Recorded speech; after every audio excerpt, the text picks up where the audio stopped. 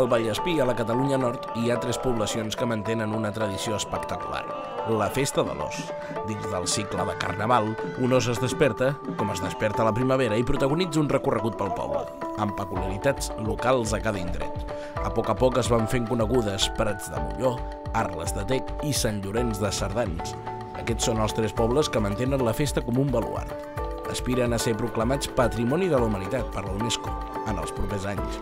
En parlem amb l'Oriol Lluís, autor de diferents publicacions i estudiós de la festa. Oriol Lluís, ens has vingut des de la Catalunya Nord. Aprofitem la teva visita per parlar de les festes de l'os, que són les festes que de primer cop d'ull són molt diferents a qualsevol festa que tenim a Catalunya, però els catalans del sud, com dieu altres, els catalans del nord i els catalans del sud, però que en sabem que n'hi havia tant a l'altra banda dels Pirineus com el que diem el Principat de Catalunya o comarques de Barcelona. De fet, les festes d'os abans es feien dins tots els països catalans.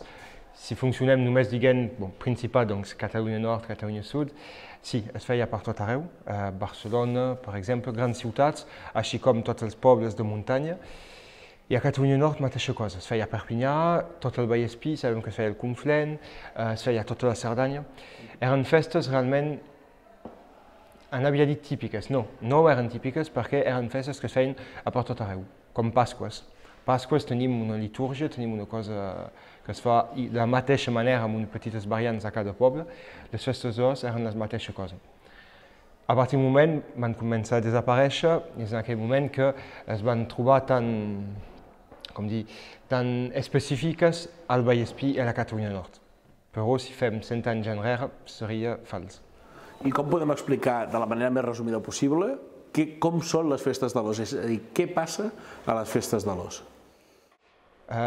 D'un punt de vista teatral, si ho mirem ara avui dia, tenim cada cop, normalment es tindria de fer per Candelera, el 2 de febrer, l'os surt de la cova, cau enamorat d'una joveneta i persegueix la joveneta al poble. I al mateix temps hi ha els caçadors o un sol que el va perseguir per impedir-ho i l'acabarà afaitant. Després, el ritual expressa un casament antic que se'n deia una hierogàmia. Són 2 divinitats, l'os, la roseta, i un tercer, que és el germà de l'os, que és aquí un poc com a moderador d'aquesta festa. Això seria el ritual i després, per cert, dins la cultura popular ha anat evolucionant. Com és aquesta? Hi ha tota una espècie de llegenda que explica aquest casament, que l'os seria un germà, és el fill d'una dona... Com funciona tot això? Molt llarg. Ja tenim a Mesopotàmia llegendes antigues, un text que es diu Gilgamesh, on explica que Gilgamesh és un rei i els déus creen una bèstia, un home salvatge, per vèncer aquest rei. I de fet es tornen amics i germans de cor. I enmig d'això hi ha una prostituta sagrada que ella està aquí, que tindrà certes relacions amb l'home salvatge per donar-li una cara més humana. I aquesta llegenda és la més antiga que tenim. I la trobem dins tot el llarg de la història, va evolucionant, fins amb els grecs, on hi ha Persèfone, que la història és més o menys la mateixa, amb Persèfone, que es fa treure per Hades, el déu dels inferns, que en fa la seva dona. I dins la festa de l'os, doncs, es diu que per Candelera, l'os surt de la cova, treu una noia i se l'emporta dins la cova. És la mateixa llegenda, només que ha anat evolucionant amb els anys. I això estaria íntimament lligat amb la representació, diguéssim, teatral o parateatral que es fa a Arles de Tec, Sant Llorenç de Cerdans i Prats de Molló. Hi ha els altres pobles abans. De fet, hi ha el mite, que s'ha tornat llegenda, el mite de Persèfone, el mite de Gilgamesh, que s'ha tornat la llegenda de l'os, i a costat d'això hi ha el ritual. Abans, quan hi havia el mite realment, hi havia un ritual sagrat, amb la liturgia, amb personatges, i amb els anys ha anat evolucionant, s'ha tornat una llegenda que s'ha perdut, i la cultura popular ha guardat la memòria d'aquest ritual i l'ha anat canviant, traient elements que no corresponien més a l'època, afegint coses en més. És per això que tenim diferències, però dins l'estructura ha guardat aquest ritus tots els elements del mite antic. Al final de la festa és com l'os l'afaiten. Què vol dir això? Això mateixa cosa. Des de sempre la gent deia s'afaita per donar-li cara humana. Sí, no? Per tornar-se humà, no? Tornar-se racional. És estrany perquè a partir del moment on es considera que és un os, perquè voler tornar-li cara humana, sobretot que de vegades cau mort, no coincidia. De fet, el ritual d'afaitar existeix encara dins països de l'est, al Quebec també. Al Quebec, per exemple, quan algú es va casar, s'anomena la giga de l'os. I es fa com una festa de l'os, però dins una cuina, només amb la família, i fan com una microfesta de l'os, amb la casada, el tio que el va agafar, que cau mort, l'afaiten i després es poden casar. I dins molts països de l'est, i això és una cosa genèrica, la gent que es va casar, com ritual de pas, s'afaita abans. I doncs la festa de l'os es té d'entendre així. No s'afaita per donar-li cara humana, sinó per preparar el casament amb la dona. Òbviament això ho hem d'entendre des d'una vessant també la festa i tota, diguéssim, la persecució que hi ha de l'os com una cosa sexual, perquè l'os es comporta com això, s'acaba de despertar i és primavera. És primavera, de fet, seria més aviat al revés. És perquè es desperta i que es casa que arriba la primavera. Si no es casa no hi ha la primavera, dins un punt de vista mític. Sí, és sexual, això és segur, és un casament, abans de fer-se afaitar, anava dins una cova amb una jove, i la jove entrava tota blanca, una verge, i sortint d'aquí hi havia un acte sexual que s'havia passat. I és també per això que l'os sempre, encara avui dia, es considera com un animal sexual.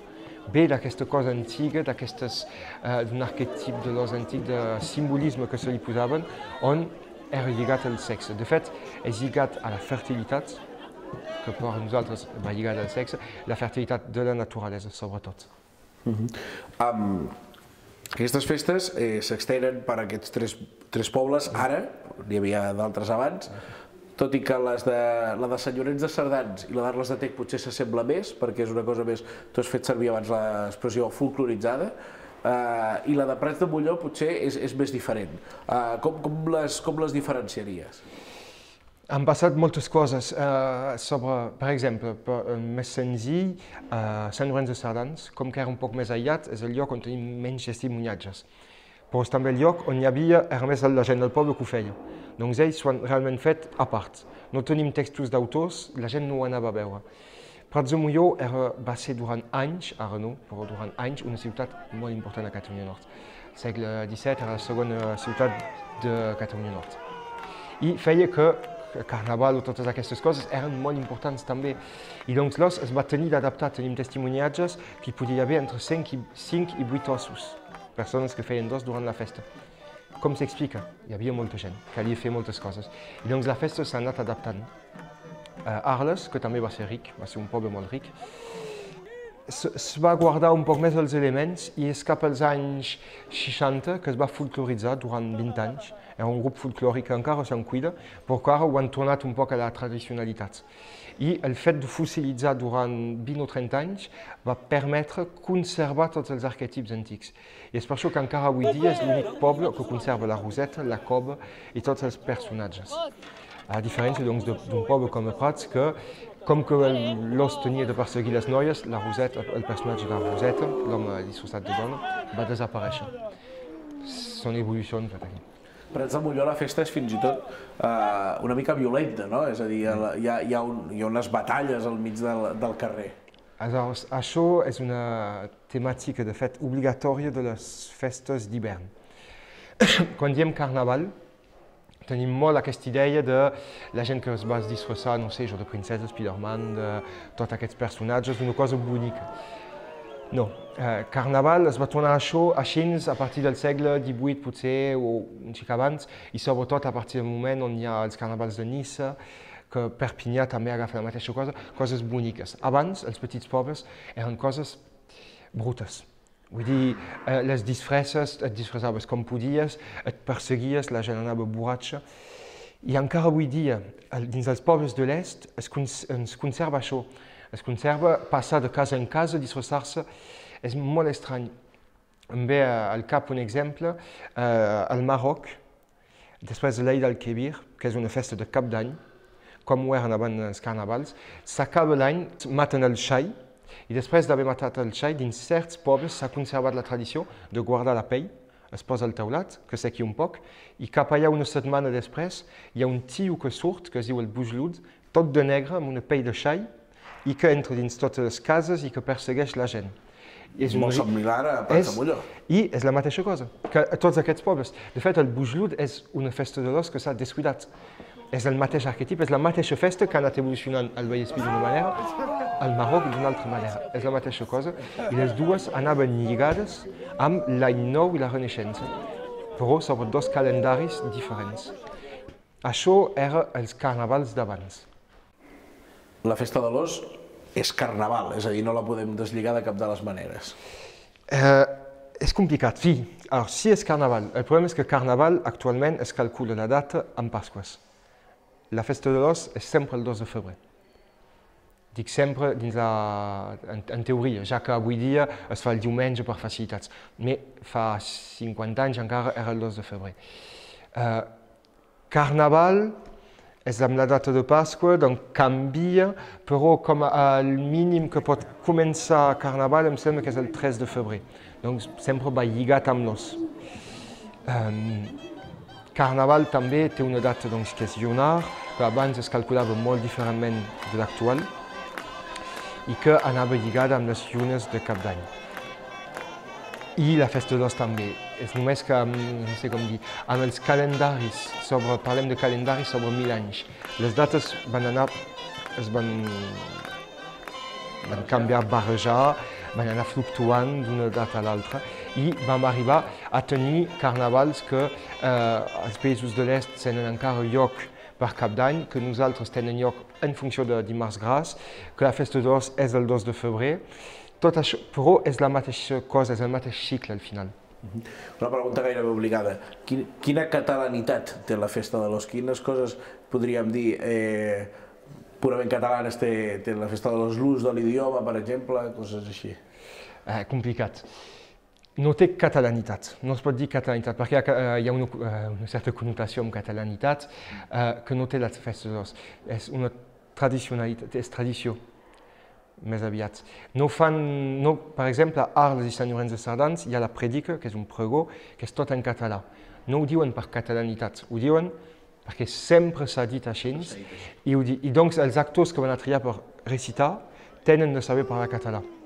I que no parlaran català abans d'això, mentre i després, però el saben i en aquell moment ho diran. De la mateixa manera que no tindrà els banderes catalanos el que sigui, encara que la gent parli català. És molt diferent de com hi pot haver catalanitat dins d'altres llocs.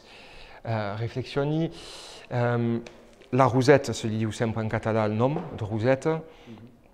Hi ha uns elements així, però no és per catalanitat, però per tradició. Però vull dir, hi ha una qüestió, diguéssim, tradicional que ha fet que, com abans es feia en català, s'ha anat heretant en aquesta llengua i no s'ha traduït mai. I no es té de traduir mai, això és per cert. Sobretot que, per exemple, a Sant Llorenç i Arles és la mateixa predica, que ha canviat. Com que és de forma oral, és com si tu la vas recitar cada any, d'un any a l'altre canviarà. A Arles i Sant Llorenç la mateixa cosa, però es pot tornar a trobar l'estructura inicial. I és una estructura que podria ser una cosa del segle XVIII cap allà. Després hi ha una segona predica que es diu el diumenge al matí, que aquesta es veu quan es llegeix, és molt més recent. És un autor, no sé qui, que ho va afegir. Però tenim un text que des del segle XVIII es va dient. I és molt un text també que és d'entendre la història de Catalunya Nord, Tractat dels Pirineus, prohibició de la llengua, i tens cap allà 1700-1800 molts notables, molts nobles que utilitzaran la llengua. Hi ha la gent del poble que l'utilitza sempre i gent que podria no utilitzar-la però que la guarda i que escriu perquè és la llengua d'ús. I per Carnaval tenim nosaltres diversos textos en català, molt fonètics, molts rossellonesos, molt tot el que vulguis, i són coses que són escrites en aquell moment. I les prediques del Vallespí venen d'aquí. Per jo és un senyor, no sé si potser un capellà, els capellans ho feien molts, potser un batlle, potser un de la farmàcia, no sé, algú que havia fet estudis, que ho escriu per un poble i doncs fa 200 anys que es va dient a cada festa de l'os. Es mantenen coses com molt essencials, com per exemple, quan es pinten una barba, es pinta amb suro, no? Sí, és que es feia abans o s'ha fet... Sembla com molt primari, no? Molt essencial. El que no sé, sempre igual, jo no ho he vist passar mai dins cap text antic. És tan fàcil a fer que potser la gent no ho ha parlat, potser sempre s'ha fet, no ho sé. Pensi que abans de memòria posaven més aviat, com dir, màscares un poc més així, grans. Això es fa perquè, com dius, és fàcil a fer i poses la barba, els bigotis a tots els nens i els grans que participen. No es fa a Prats de Molló, per exemple, això. Com que cadascú té el seu rol. Això ho veuràs més a Arles i Sant Llorenç, com que hi ha molts menys rols. Tens, per exemple, a Arles, com es diuen, les tortugues d'un costat, les botes de l'altre, que ells ja són coberts. Després tens l'os, la roseta i el trapper, el manaire. Ells també són definits. I tens tota l'altra població que vol participar. Doncs la gent ve disfressada de caçadors, amb fusells falsos, amb pals, i es disfressen la cara així. I tothom ho pot fer. És la gent del poble que ho fa, de fet. Hi ha una part essencial que és la música. Podríem dir que és música de cobla, és a dir, és una cobla que ho interpreta, i hi ha una cançó que es va repetint i repetint, que és complicat saber d'on surt, m'imagino. No, és un tema complicat, la música. T'explico. La cobla, dins tots els textos que tenim, la cobla apareix per quan afaiten, només al final. No es sap gaire bé qui és que feia la música abans. Hi ha 3 parts musicals. Hi ha la passejada de l'os, hi ha el ball de l'os i l'afeitament. Dins Prats, Arles, Sant Llorenç és la mateixa música que potser són les cobles que ho van anar posant als 3 pobles. Bé. Doncs l'últim és la cobla. Els altres o era la gent que cantava o era un que tenia un grai de pastor dins el poble que venia a fer la música. Depèn de les mencions que tinguem. Després aquesta música, per cert, sembla que no sigui nord-catalana. Dins del treball que he pogut fer, he pogut tornar a pujar a un dels músics oficials, em sembla de Lluís XIV, que feia òperes sobre París. Ell va crear aquesta música o la va recuperar d'un aire popular. Això no ho sabem, això. En tot cas, del que sembla, ho va escriure per una òpera, després va funcionar, i va marxar dins la gent que anava a fer el servei militar. La gent la va conèixer i així es va difondre. Es troba a Narieja. Hi ha un lloc on se'n diu el Ramellet de Sant Joan, que és la música de l'os. I la trobem també, com que són 3 parts, les parts depèn, hi ha certes gitanades o coses d'aquestes, on es troba la música de la festa de l'os. Tu creus que aquestes festes de l'os són com un petit miracle? És a dir, com si haguéssim tancat una casa fa 200 anys i ara la poguéssim obrir i està igual? O van rebent influències dia a dia? Perquè, clar, allà s'ha mantingut la festa, però enlloc més. Tenim al Vallespí com un nucli que ha sabut conservar les tradicions. Per diverses raons, zones de muntanya, també per una cosa bèstia, però quan el Vallespí va entrar a França, tenien tant por de tenir una invasió que van prohibir canviar les carreteres. Doncs van guardar les carreteres medievals petites fins a fa 150 anys.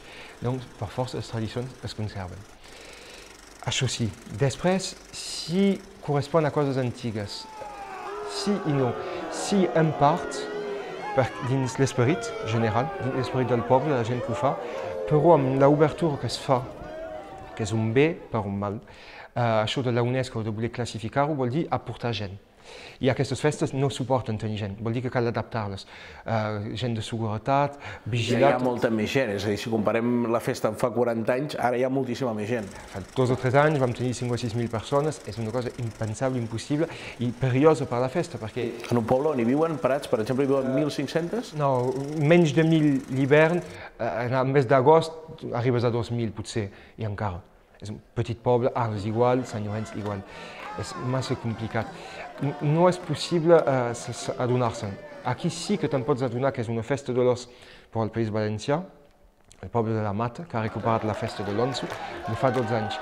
I el que jo sempre he trobat increïble amb ells és que han tingut uns rastres petits, poca informació, un os feia això, un poc de música, entrava a les cases. Bon. I en 12 anys ho canvien cada any, afegeixen, treuen, fan experiències. I quan tu hi vas així, que no has participat a l'organització, arribes, caus dins textos del segle XIX, aquí sí, on tens l'os que es passeja, entres a casa de la gent, l'os entra dins la casa, és aquest esperit que s'ha perdut a causa de massa gent al Vallespir.